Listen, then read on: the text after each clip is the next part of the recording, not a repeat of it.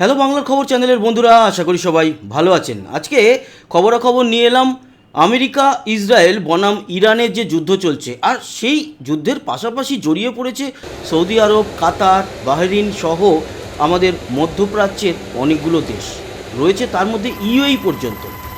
এই যুদ্ধের খবরাখবর কি সমস্ত আলোচনা করব, এবং পাকিস্তান আবারও একটি এয়ার স্ট্রাইক চালিয়েছে আফগানিস্তানের উপরে, সে সমস্ত খবরাখবর থাকছে। অনেকগুলো বিষয় নিয়ে আলোচনা করব, থাকছে ফুটেজ। প্রথমেই যে বিষয়টা আলোচনায় উঠে আসছে সেটা হচ্ছে শ্রীলঙ্কা উপকূলের কাছে বলা হচ্ছে বটে, কিন্তু সেটা ভারত মহাসাগরে এবং আন্তর্জাতিক জলসীমা।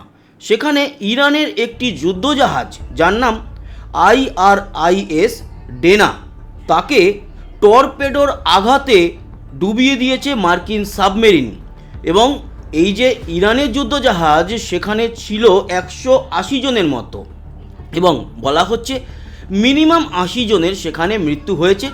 বেশ কিছু মানুষকে উদ্ধার করেছে শ্রীলঙ্কার নৌবাহিনী, এবং আজ SOS কল যাওয়ার পরে শ্রীলঙ্কা তাদের নৌবাহিনীকে পাঠায়। তখন দেখা যায় প্রচুর নেভির ক্রিউ মেম্বার, বিশেষ করে ইরানের কথাই বলছি, তারা জলে ভেসে রয়েছে, একটি জাহাজ ডুবন্ত বা প্রায় ডুবে গিয়েছে।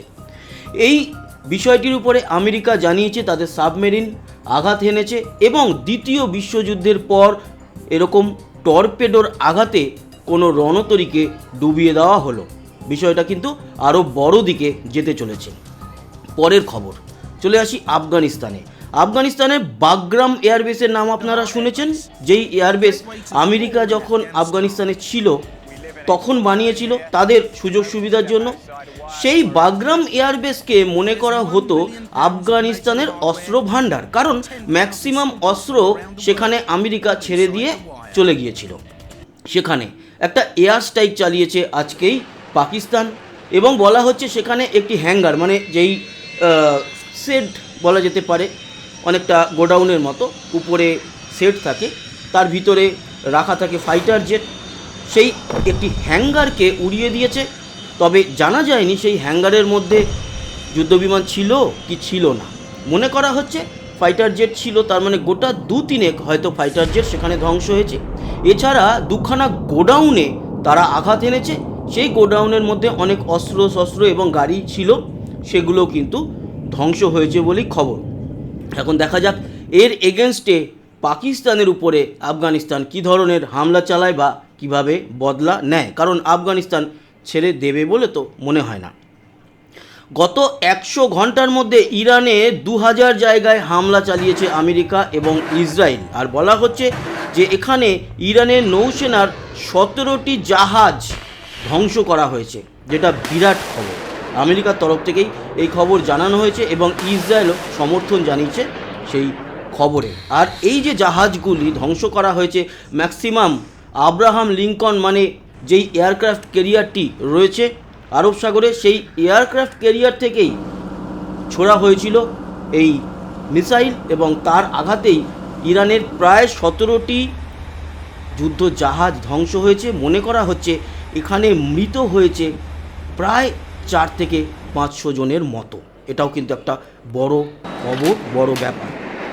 আরেকটি খবর আপনাদের জানাই, সেটা ইসরায়েল হয়তো ভালো করেনি, কারণ ইরানের বুশেহার নামে একটি বিমানবন্দর আছে, সেখানে একটি যাত্রীবাহী বিমানে তারা কিন্তু আঘাত হেনে দিয়েছে।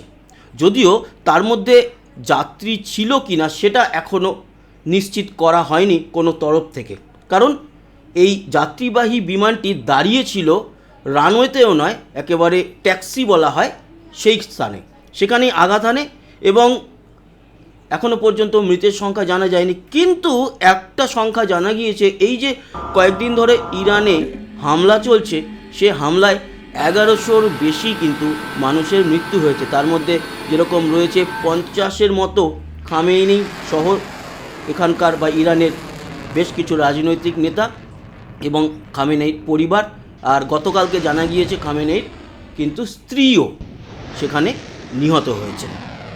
পরবর্তী যে খবর জানা যাচ্ছে যে ইসরায়েলের উপরে নিষিদ্ধ ক্লাস্টার বোম ছুড়ছে ইরান, আর এখান থেকেই সবাই সন্দেহ করছে এই ক্লাস্টার বোম ইরানের কাছে ছিল না। তার মানে এই যে বড় বড় বিমান এসে নামছে রাশিয়ার, সেই বিমানে করেই ক্লাস্টার বোম রাশিয়া আর না হলে চায়না পাঠিয়েছে। কেন এই ক্লাস্টার বোম নিষিদ্ধ? এই ক্লাস্টার বোম একটি বোমা, যার মধ্যে থেকে আরও গোটা 20-22 বোমা বেরিয়ে এসে বিভিন্ন জায়গায় ছড়িয়ে পড়ে, ছড়িয়ে গিয়ে আলাদা আলাদাভাবে ফাটে এবং তাতে ক্ষয়ক্ষতি অনেক বেশি হয়। এই নিষিদ্ধ ক্লাস্টার বোমা ছোড়া হয়েছে তেল আবিবে এবং সেখানে বেশ কয়েকজন মারা গিয়েছে বলেও জানা যাচ্ছে। এক্স্যাক্ট কতজন মারা গিয়েছে আজকে মাঝরাতে বা কালকে আরও ডিটেল রিপোর্ট আসবে, কিন্তু সবাই মনে করছে এই ক্লাস্টার বোমা এক প্রকার চীন আর রাশিয়া দিয়ে পিছনে কিন্তু ইরানের মদত করছে। আসি আজকের শেষ খবরে, সেটা হচ্ছে সৌদি আরব, কাতার, বাহরিন, ইউএই ও ইরাকে হামলা চালিয়েই যাচ্ছে ইরান। ইরান কিন্তু সরাসরি যে ইউএইতে হামলা চালাচ্ছে তা নয়, ইরাকে চালাচ্ছে তা নয়, বিশেষ করে তারা চালাচ্ছে এই ইরাক, সৌদি আরব, কাতার, বাহরিন, ইউএই এই সমস্ত দেশের মধ্যে আমেরিকার যে সেনা ঘাঁটি আছে সেটা কোনো কোনো জায়গায় রয়েছে সেনা ছাউনি হিসাবে আর্মির, কোথাও কোথাও বিমান ঘাঁটি রয়েছে যেখানে আমেরিকার বেশ অনেক যুদ্ধ বিমান রয়েছে, রয়েছে এয়ারফোর্সের লোকজন। সেই স্থানকে লক্ষ্য করে ইরান মিসাইল ছুটছে বটে, কিন্তু এক্স্যাক্ট সেই জায়গায় গিয়ে না পড়ে আশেপাশে সাধারণ অঞ্চলে পড়ছে। যেই অঞ্চল কাতারের, যেই অঞ্চল হয়তো ইউএইর, সেখানে সাধারণ জনতার ক্ষতি হচ্ছে।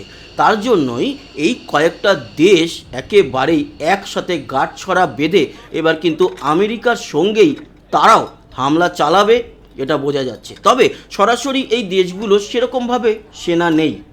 প্রশ্ন উঠছে সৌদি আরবের সঙ্গে তো পাকিস্তানের একটা গাঠবন্ধন আছে, চুক্তি আছে, সেক্ষেত্রে সৌদি আরব যদি ইরানের বিরুদ্ধে যুদ্ধ ঘোষণা করে পাকিস্তান কি সৌদি আরবের সঙ্গে যাবে? কোটি টাকার প্রশ্ন, ভবিষ্যৎ কথা বলবে। ইউএইর সেরকম কোনো সেনা নেই, কাতারের সেরকম কোনো সেনা নেই, কিন্তু তারা কিভাবে সাহায্য করবে? তারা তাদের জায়গা একেবারে পুরোপুরি খুলে দেবে আমেরিকা এবং ইসরায়েলের জন্য, যে তোমরা আসো আমাদের রানওয়েতে, আমরা তোমাদের তেল দেবো, এখান থেকে আপনাদের যা জ্বালানি লাগবে দেবো, মিসাইল নিয়ে, ফাইটার জেট নিয়ে আসো, এখান থেকে ইরানে উড়ে গিয়ে আঘাত এনে আবার আমার এখানে বেস ক্যাম্পে চলে আসো। এরকমভাবে যদি হেল্প করে এই কয়েকটা দেশ, তাহলে কিন্তু ইরান মোটামুটি আগামী কয়েকদিনের মধ্যে বেশ বড় সড়ো আঘাত পাবে, এটা আপনারা ধরে রাখুন। প্রশ্ন থেকে যাবে পাকিস্তান কি করে, ইরানের পাশে দাঁড়ায় না সৌদি আরবের পাশে? কারণ পাকিস্তান এখন ধরি মাছ না ছুঁই পানির মতো অবস্থা, তাদের দেশে প্রচুর হট্টগোল ধামাকা এসব হচ্ছে। আমেরিকার যে দূতাবাস রয়েছে সেখানে আগুন ধরিয়ে দেওয়া হচ্ছে, প্রতিবাদ, চরম প্রতিবাদ হচ্ছে। আবার পুলিশকে দেখাতে হচ্ছে তারা সেই প্রতিবাদকে আটকে দিচ্ছে, গুলি চালিয়েছে, 20 জনের উপরে মৃত্যু হয়েছে পাকিস্তানে। কিন্তু অফিসিয়ালি তারা কখনোই ইরানকে সাপোর্ট করতে পারবে না।